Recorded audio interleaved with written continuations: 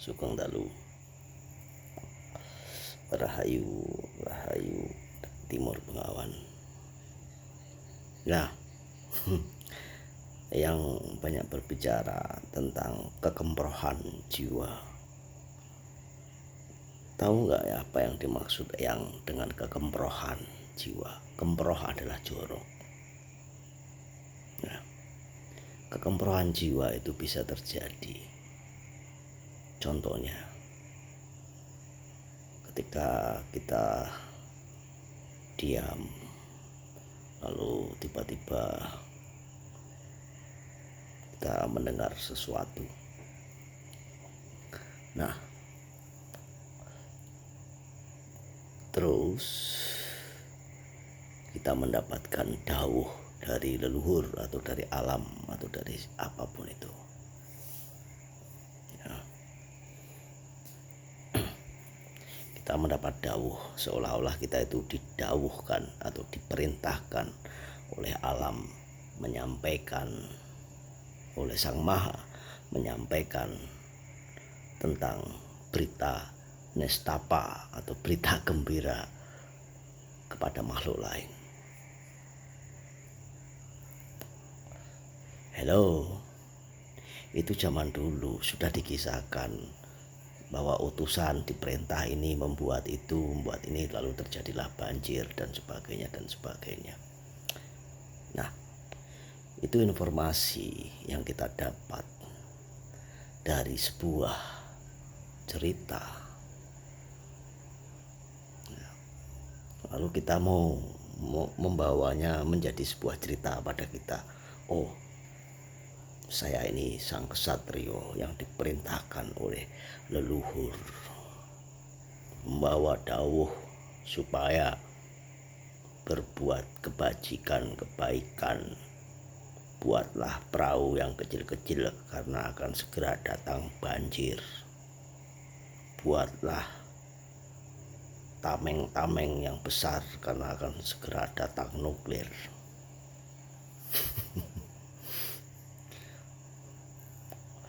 Jika kita bilang seperti itu maka egois sekali. Egois brother. Dan juga del kumandel gendewati silpringsil, kamu jangan jadi egois. Mata kamu itu hanya bisa melihat apa yang kamu lihat. Tapi pernah nggak kamu merasakan bahwa matanya katak, matanya ikan, matanya burung, matanya lalat, mereka juga melihat. Apakah mereka tidak punya kesadaran? Mereka juga punya kesadaran. Hello bro, mereka juga punya kesadaran. Pernah nggak kamu melihat apa yang dilihat katak? Pernah nggak kamu melihat apa yang dilihat oleh ikan? Pernah nggak kamu melihat apa yang dilihat oleh burung? Jangan jadi egois bahwa hanya matamu lah yang bisa melihat leluhur alam semesta, bahkan Sang Maha. Tanaman bisa melihat. Instingmu aja kalah sama tanaman. Instingmu aja kalah sama putri malu. Dan instingmu aja kalah sama hewan. Mau jadi egois bahwa hanya kepadamu lah Sang Maha itu bisa mengasihkan dawuh-dawuhnya. Nih. Bukan itu, brother. Kenapa kita disuruh welas asih dan cinta kasih? Supaya menjadi ringan. Ketika semuanya dalam cinta kasih dan welas asih yang besar, maka informasi yang disampaikan itu akan ringan kepada kita. Dan kita mudah menangkapnya. Jadi apa yang harus kita lakukan adalah berbuat cinta kasih dan welas asih yang besar sehingga semuanya orang menjadi penuh dengan welas asih dan informasi-informasi yang dari Sang Maha itu bisa diterima dengan baik. Kenapa juga yang tidak mau memanetkan YouTube memanetkan ini, dimanikan, diuangkan. Eyang tidak peduli. Eyang hanya peduli pada cucunya Eyang, Del Gumandel Gendewawati dan Sil Pringsil. Eyang tidak peduli dengan subscriber. Ya, karena Eyang takut ego. Ya.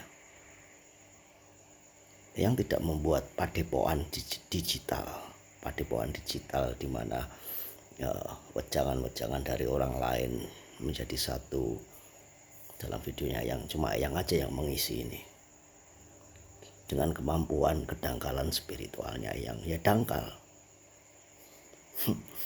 Jadi ya jangan diikuti. Yang ini hanya pesan untuk Del Gumandel Gendewawati. Tidak membuat padepokan digital ya, yang pengikutnya banyak.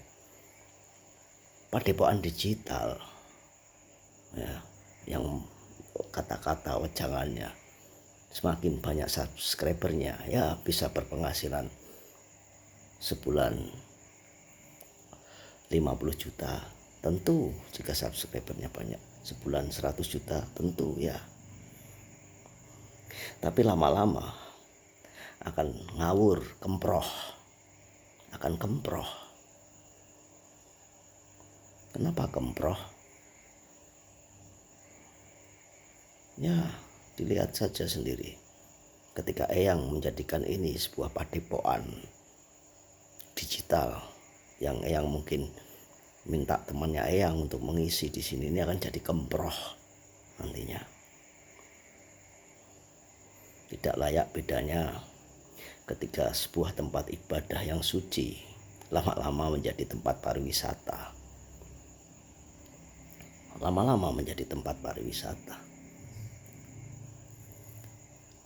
Lama-lama banyak kekemprohan yang terjadi. Satu adalah awalan dan 0 adalah akhiran. Satu adalah awalan dan 0, angka 0 adalah akhiran. Tetapi angka 1 dan 0 bisa menciptakan angka 2, angka 3, angka 4. 1 ditambah 1 sama dengan 2, dimulai dari 1. 1 tambah 1 tambah 1 sama dengan 3. 1 tambah 1 tambah 1 tambah 1 sama dengan 4.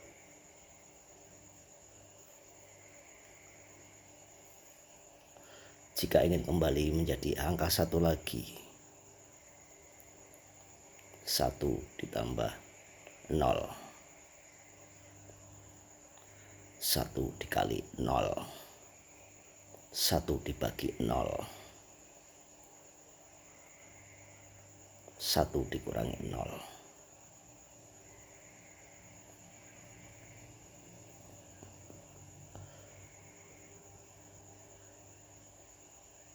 Jadikanlah 0 sebuah angka netral, supaya pikiran kita tidak kemproh, supaya tidak tercipta angka 2, angka 3, dan angka 4. Itu welingnya Eyang kepada Del Gumandel Gendewawati. Ya, Eyang jangan disamakan dengan yang lain yang jiwanya kemproh. Wah, yang terima dawuh ini, yang terima dawuh itu tidak. Yang hanya kedangkalan spiritual, dari dangkal spiritual Eyang. Ketika Eyang terima dawuh dan merasa disuruh, diperintah oleh Sang Maha, egois sekali. Karena Eyang tidak bisa melihat apa yang kata lihat, apa yang ikan lihat, apa yang burung lihat, apa yang ikan dengar, apa yang burung dengar, apa yang kata dengar, apa yang tumbuhan dengar. Mereka juga punya kesadaran. Contohnya, ketika tanaman tidak dapat matahari, dia akan mencari. Makanya daun-daun itu mencari. Daun-daun itu mengarah pada titik sinar matahari.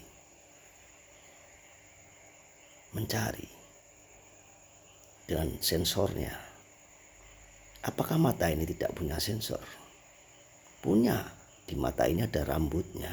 Di dalam mata yang dalam ini ada rambutnya. Hidung ada rambutnya. Lidah ada rambutnya. Rambut itu untuk mendeteksi, menangkap. Di kuping ada rambutnya. Semua ada rambutnya.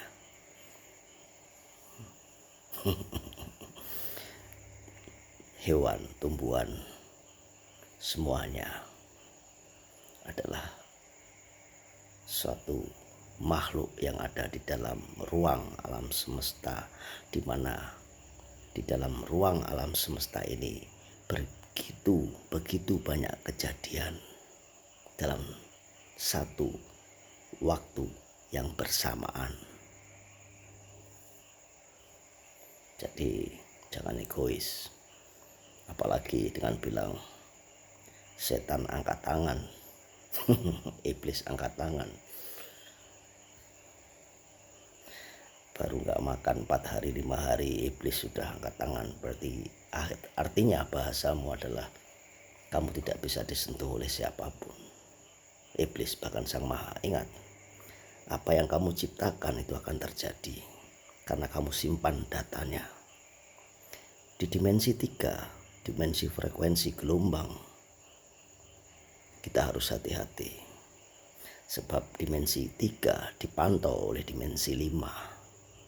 Tidak luput dari pantauan dimensi 5. Tidak lepas dari penglihatan dimensi 5.